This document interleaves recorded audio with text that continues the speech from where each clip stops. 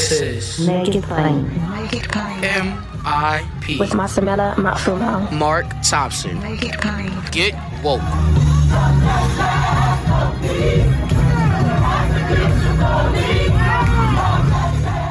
Ladies and gentlemen, you're really going to enjoy today's show. There's a new book out, and it is quite a story.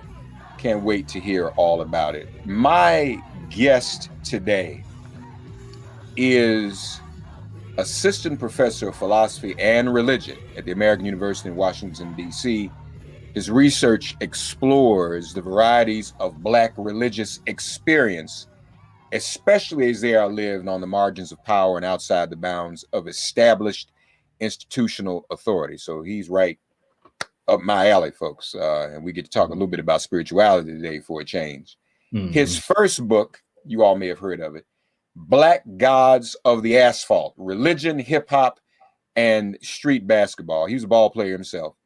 It garnered national praise, the book did, as a profound narrative of survival and self-determination in this season where Black male bodies are under attack. The New York Times called that book Street Basketball Functions as an Outlet of Mourning and Healing of Urban Youths.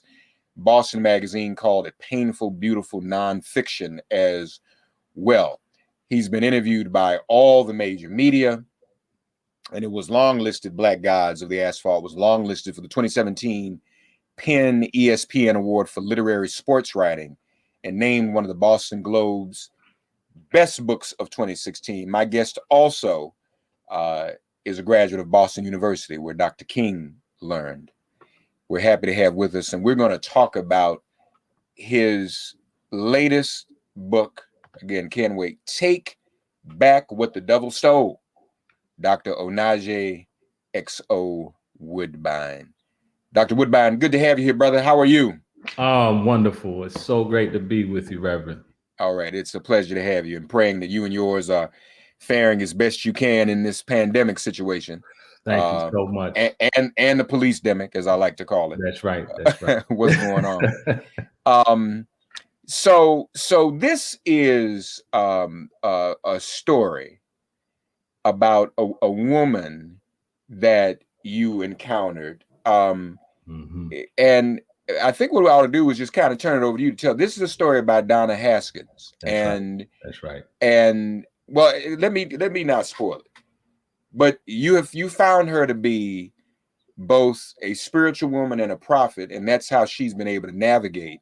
That's right. Some of the things that Black folk unfortunately have to navigate every single day in this in Babylon. So right. Let's start there. Tell us how you came to meet her and how all this came to fruition. Yeah, well, I grew up in inner city Boston in Roxbury in the 90s. And, at that decade, the amount of violence, the war on drugs, police brutality in that community, the everyday trauma was very difficult for all of us to navigate. And the basketball court became this space for us to grieve friends, family members who died or were in prison as part of that war on the Black community. And there was a young man that later on, when I came to really start to think about what we were doing on the basketball court in a theoretical and theological way, I met a young man named Jason. And Jason, his mother, had gone through quite a bit of trauma. He was homeless. And basketball for him he called it like a maternal symbol. He would go to the court to try to connect with his great-grandmother's spirit. And he is the one who, I spent a lot of time working with him and talking with him about his struggles. And one day he mentioned this woman. He called her the Lady of God. And he said that she had saved his life, that she had seen him one day when his spirit was down and he was ready to give up. And she could see into his life. She told him that he would be able to play basketball again, that he would recover from some things he was going through. And she literally saved him. So that was my first sort of thought, that there was this woman in Roxbury who was an anchor for many of the young men in this community. And in the research of my first book, that I encountered those kinds of things over and over again, that the theological ideas that many of the young men were expressing on the basketball court came from Black women in this community. And so over time, he began to share that this woman there was an ancestor, for example, that appeared, that she embodied, named Sally, one day in front of him. And Sally spoke to him through her, and all of these kinds of things. And it just really intrigued me that there was this woman living in the projects who, had been through so much herself, and yet she was transforming the lives of so many young people. So I just had to meet her. And one day I just asked him, Brother Jason, can you, introduce me? So that was sort of the genesis of the book and how I ended up meeting this remarkable person. Looking at the cover of the book, is that an image of her on the cover? Because it looks like Harriet Tubman. That is an image of I know that is an image of Donna, and actually the cover is from one of her travels in what she calls the spirit world. Donna conceives of the universe as sort of a multi-dimensional space. And for her, she sees herself sort of entering different realms in time and space. And so that is an actual sort of image of one of her journeys. And if you look at the cover, there's a road, right? And behind her, and she calls that the road of time. And she thinks of herself as being able to enter in and out of time on behalf of folks in the community. How did she come by this spiritual power, Dr. Woodbine? Well, she had spent the first 4 decades of her life thinking that she was less than human, that because of her gender, her race, that her body, the way that her body was perceived by men, by this society, that, she had reduced herself to something that I guess she would say outside of the human sort of race, or outside of the human relationships. And she got to the point where she was ready to commit suicide, to just end her life. And, she decided to give one last shot, and she visited a church, Morning Star Baptist Church, Black Baptist church in Roxbury, pastored by Reverend Bishop Borders, who was also a BU, spent some time at BU. And she went to church that day, and she heard a sermon from Bishop Borders, and Bishop Borders said it was a very feminist sermon. He said, if men aren't doing you right, kick them to the curb. And she said she had never heard a pastor say something which for her was radical. And the interesting thing was the very first time she questioned her assumptions about herself in the world. She sort of set aside the sort of natural attitude that she had in the world as a Black woman, sort of internalizing all of those negative stereotypes about what that means. And she just woke up, and she went home, cleaned her house out. And interestingly enough, she said she started to hear voices, and later she would think of those voices as the Holy Spirit. But that sort of opened her up. That one sermon, there's something about preaching, I guess, for her, that transmitted the word in such a way that she was able to begin to transform her life. More MIP after this message. And you said she had a tough life up until that time. Considered committing suicide. I read too where she had some education challenges. It was believed, perhaps inaccurately, that she had some type of learning disability. A lot of us get that put on us, even if that's not real, right? Right, no question. Yeah. Did she have children of her own? Yeah. She's got, you know, 2 beautiful daughters. And when she was very young, she was sexually assaulted and she was pregnant as a result of being assaulted. And she decided to get an abortion. And, you know, that kind of trauma, I mean, was devastating because she thought she always wanted to be a nun, as she grew up Catholic. And so she thought that being assaulted and having an abortion disqualified her, made her dirty, made her sort of, you know, disqualified in the eyes of God. Yeah. And so the really powerful thing about her and I, our relationship, is the very first day we met, she told me that, you know, she thought that she was my mother in a previous life.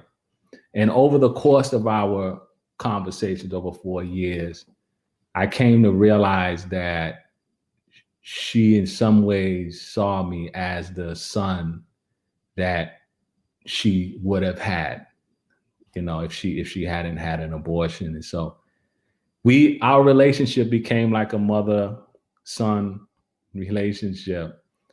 And a lot came out in the course of those 4 years of spending time together. Wow. That's amazing. And so she is considered a prophet. Tell us a little bit more about that. I mean, she sees herself in the spirit world. She communes with our spirits and our ancestors, correct? That is absolutely right. You know, Donna, her focus is on structural evil. You know, structural racism, sexism, institutional racism, the prison industrial complex, the ways in which women are victimized on a daily basis. And for her, she sees these things not just as evil, but as demonic. For her, and she thinks, she calls it the thing behind the thing. You know, there's something behind these institutions that we may not necessarily be aware of. Even Howard Thurman, for example, talked about fear or hatred as demonic, you know, and Dr. King talked about war and racism, right, as demonic. So in some ways, she is thinking about these things, the shadows behind these institutions, as existing in another kind of space. And so her role as a prophet is to bring light to these areas, to speak truth to these areas, and to battle, right? And to go to war with these things. And so, yeah, she does that by connecting with ancestral memory and a whole other host of gifts that she cultivates, you know, in her, she calls it her war room. She's got a room in her bedroom that she goes to, and she goes into this dimension on behalf of Black folks and marginalized and disinherited people. And so the community in which she's in Boston, and you mentioned the young brother Jason, so do the people, the community, do they have access to her? Is she available to the community for, you know, with her power? Yeah, she walks the streets. And so, for example, you know, in our community, when somebody's killed, there's always a makeshift shrine. Yeah. You know, on the corner. And Donna will show up at these shrines, and she will see, for example, a young man grieving and the inner turmoil that comes along with the loss of somebody. For Donna, she interprets that turmoil as the restless energy of the dead person. She sees the dead person who has not been properly grieved and sent to the ancestral world as causing more turmoil amongst the living. And so, you know, she'll talk about the ways in which that energy is disturbing that person, causing the continued cycle of violence in the community. And so she will go up to that person and counsel them and say, hey, you know, I know you're thinking about getting revenge. I know you're thinking about killing whoever hurt, you know, or killed your friend, but that's not the way to go. And then she will also try to usher that restless spirit into the light to create harmony between the living and the dead. So she's a mediator between worlds in that sense. You know, we often think about the cause of structural violence in our communities as this history of slavery that's come on down and so forth. Right. Donna sees all of that, but there's an extra dimension that she is working in addition to the political and the social. Yeah, yeah. I'm feeling that myself. Yeah. Am I correct in saying that part of her spiritual piece is drawn from, you said she went to this Baptist church? That's right. But then there's some Afro-Caribbean religious tradition That's right. in her as well. Tell us about that and how all that comes together. Yeah, so it's really she's a great example of multi-religious belonging. You know, she has Catholic influence, Black Baptist and Afro-Caribbean traditions. And her religious grammar, she pulls from language from all of these traditions to live in this really complex world. And it's fascinating to me because, as you say, she has an 8th grade education. She's non-literate in many ways. And yet she has such a rich theological understanding of the world, right? And she lives in that world. And one of the really interesting things is the tensions between her Afro-Caribbean roots and her Christianity. You know, on the one hand, her Christian theology frames the body as something that takes us away from God, that the world is wrapped up in sin, right? And to achieve salvation or her connection with the divine, she needs to, in some sense, escape the body. And I think also her experience of repeated sexual assault, right? The idea that the body, right, is somehow a part of that evil and that trauma. But her Afro-Caribbean roots, on the other hand, sort of thinks about spirit as an embodied experience, as practice, right? The ancestors are here with us, the earth, the nature, the elements, the trees, the light, and so forth are what in part and parcel of the sacred, of the divine. And so it's a real interesting tension in her life because many of her experiences are sort of out of body experiences where she travels to other dimensions. But on the other hand, you know, an Afro-Jamaican ancestor will jump into her flesh and start speaking, you know, or for example, in her identity in the spirit world is child of light.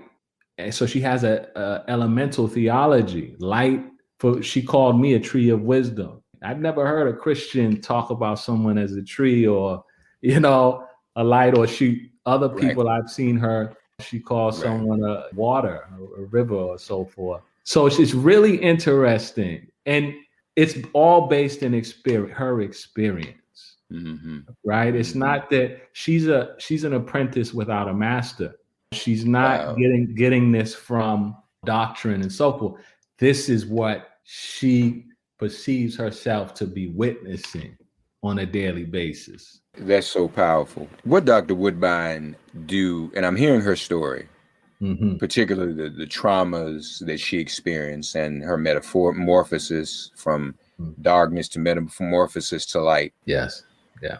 What would you want your audience to get from this book? Is it simply to show how we as African people can overcome all of these oppressions and injustices we face daily?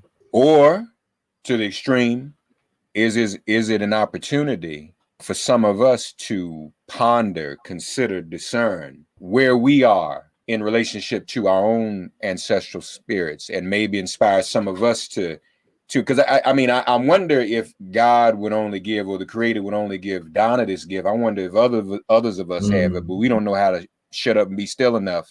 I'm sorry, I'm going enough. But just because I'm listening, it's like, there's a part of me that envies her. Yeah. Doesn't it have that effect on you? No, I feel you. Yeah.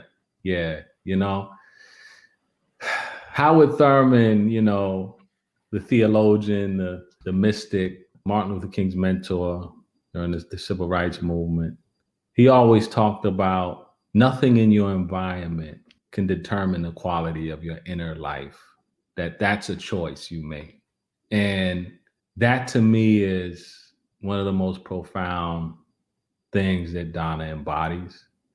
Despite everything in her environment, poor education, sexual assault, health issue, just all of the things this culture can do to Black bodies. And yet she carries herself with such dignity and grace.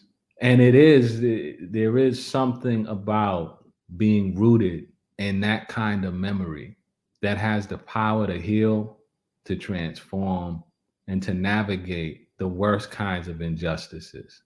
So, yeah, I guess for me, I would want folks to recognize that they are special people and sacred people in the worst of conditions. And we all have that capacity to be empowered to make that kind of change in our own lives. And the other thing I would say is that many of us look outside of ourselves for the answer to our condition.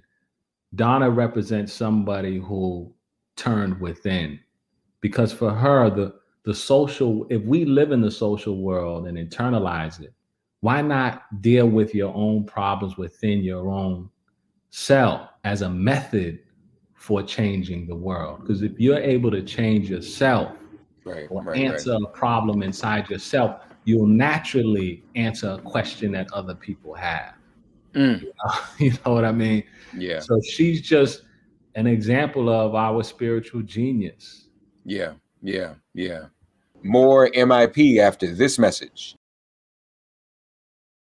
And is a representative of power in an environment that intends for us to have no power. Wow. She has power.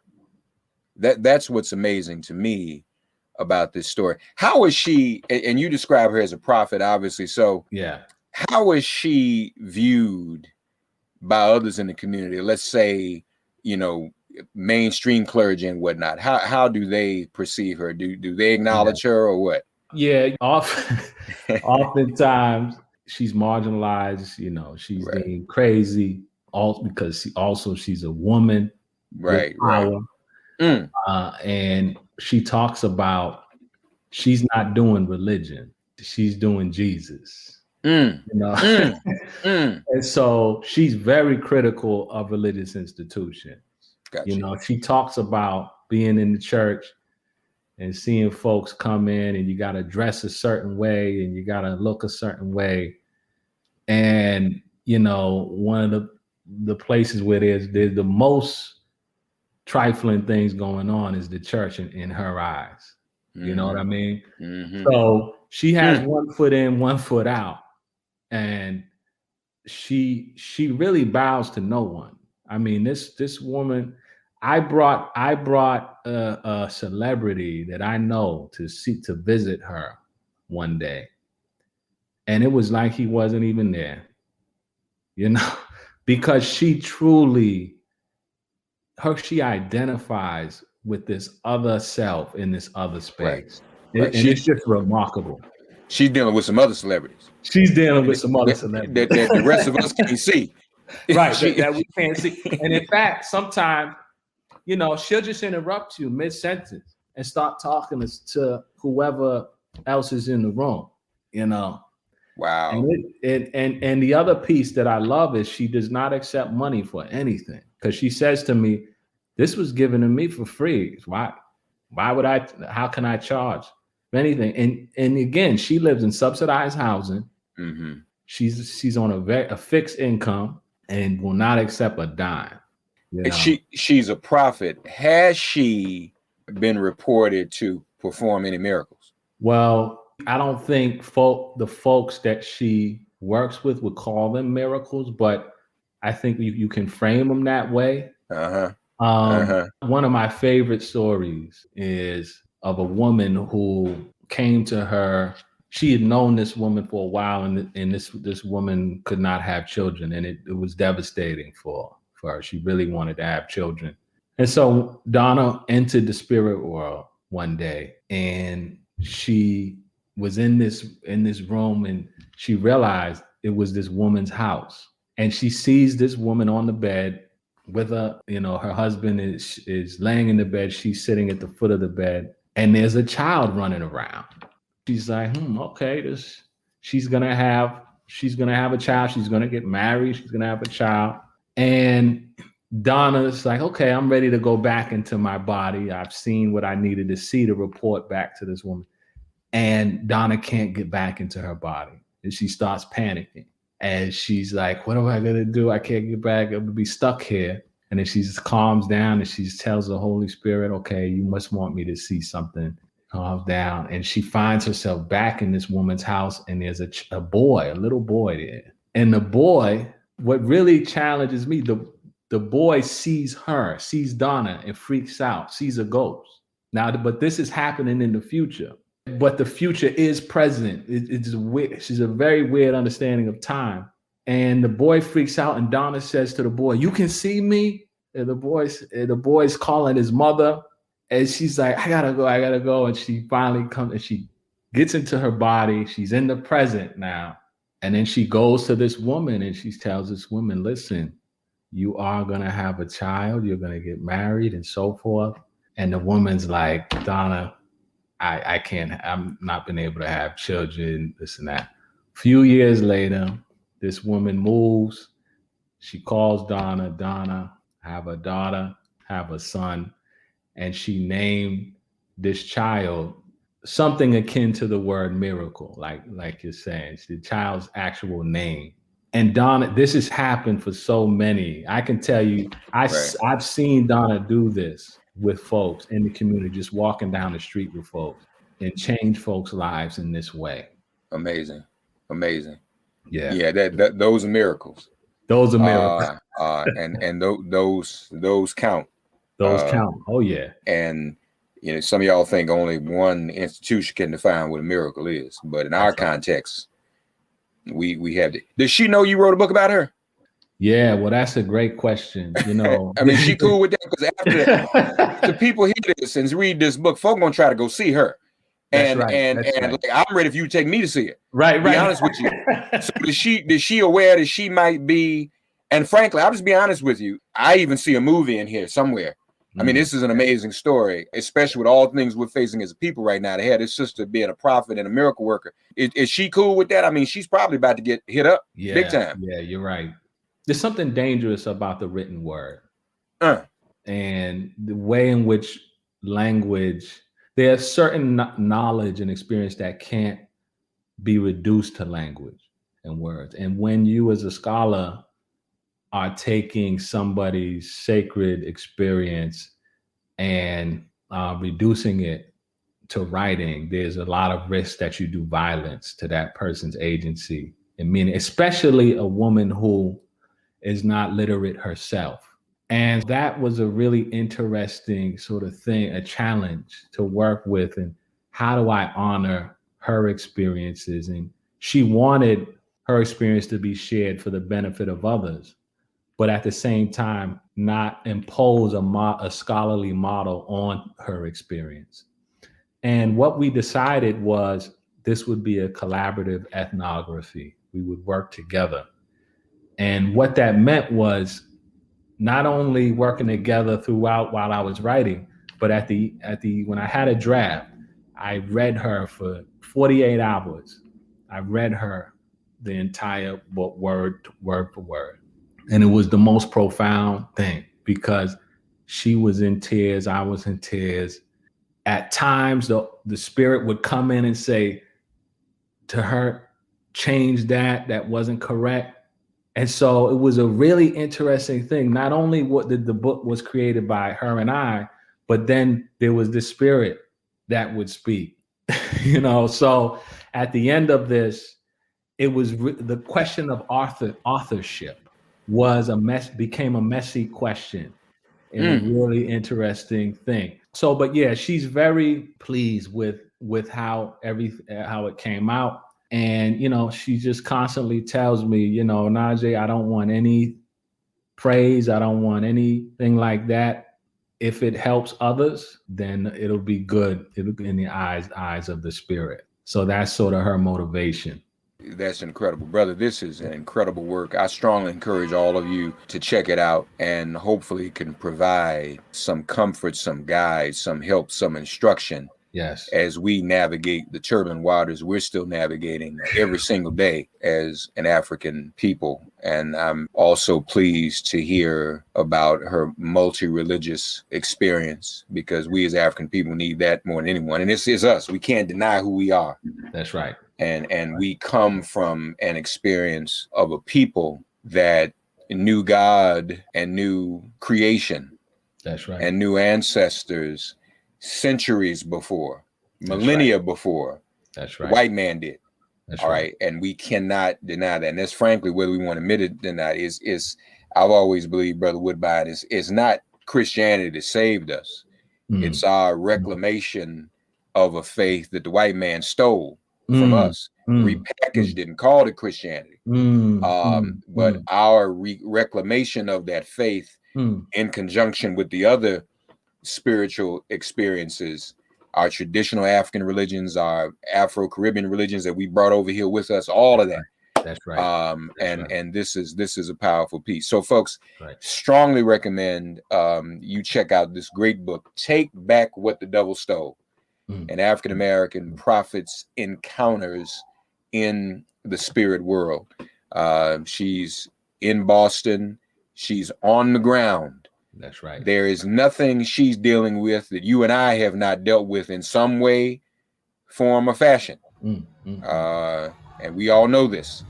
And maybe she can help us, and this book will guide us to even center ourselves and help ourselves. My guest has been Dr. Onaje X.O. Woodbine. Congratulations on this, brother. And thank you for your spiritual journey. This in and of itself is a spiritual offering to the world, what you've written. So thank you, my brother. Thank you, Reverend Thompson, for having me. Thanks for getting woke and listening to Make It Plain. Please remember to listen, like, and wherever you get your podcasts, please give the show a 5-star rating. And please do spread the word. Let's all continue to pray for each other during this pandemic and this police-demic. If all hearts and minds are clear, it has been made plain.